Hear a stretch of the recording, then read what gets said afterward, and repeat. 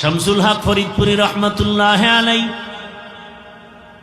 আইয়ুব খানের মতো পাওয়ার আলাকে বলছিল, হে আইয়ুব খান, টাকা দিয়া গরু কিনা যায়, শামসুল হকরে কিনা যায় না। তখন তো এত দুঃসাহস ছিল না। এখন তো মানুষের ভেতরে দুঃসাহস এত বেশি, বেয়াদবি এত বেশি, গাদ্দারি এত বেশি। কুকুর মারলে কষ্ট পায়, মানুষ মারতে কষ্ট পায় না।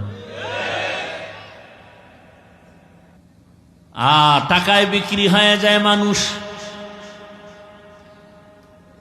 অথচ এটাই তো চিরন্তন কথা। টাকায় বিক্রি হয় পশু, কোনদিন মানুষ টাকায় বিক্রি হতে পারে না।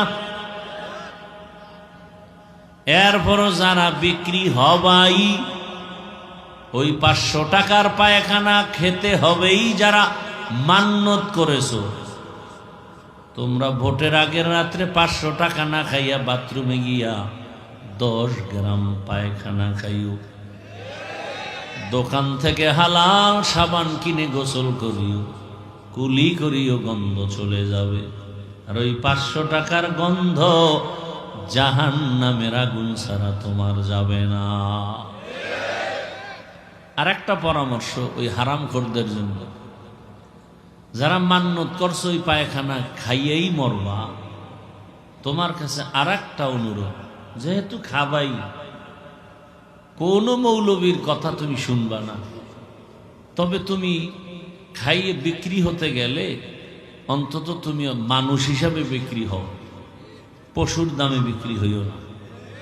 যে ভাই আমি তো সুরাতে মানুষ, ভিতরটা খারাপ হলো, অতএব গরু কিনতে যেহেতু 1 লাখ, আমারে অন্তত একটু বাড়ায় না দিলে আমার আর মান থাকে না, বাড়ায় দাও।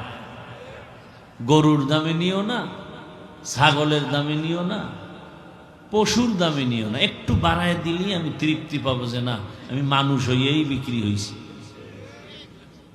ওই হারামখোরেরা যারা খাবেই।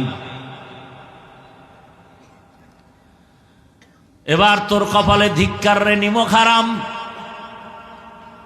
এই 500 টাকা 1000 টাকা খাইয়া তুই মরবি, কিন্তু তোর কাছে আমার আর এক অনুরোধ, তোর বউ পোলারে খাওয়াইয়া ওর রোদের রক্ত নাপাক করিস না।